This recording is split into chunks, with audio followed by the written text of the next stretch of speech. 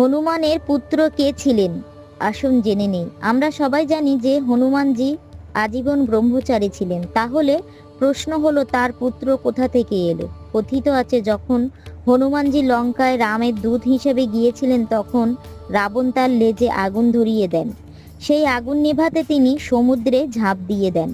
সেই সময় তার এক ফোঁটা ঘাম সমুদ্রে পড়ে যায়। সেই ঘামের ফোঁটা একটি মকর খেয়ে নেয়। মকর হলো কুমিরের মতো সামুদ্রিক প্রাণী। এতে মকরটি গর্ভবতী হয়ে পড়ে এবং মকরধ্বজ নামে এক পুত্রের জন্ম দেয়। মকরধ্বজ পাতালপুরীর রক্ষক হিসেবে রাবণের পুত্র অহিরাবণের অধীনে কাজ করত।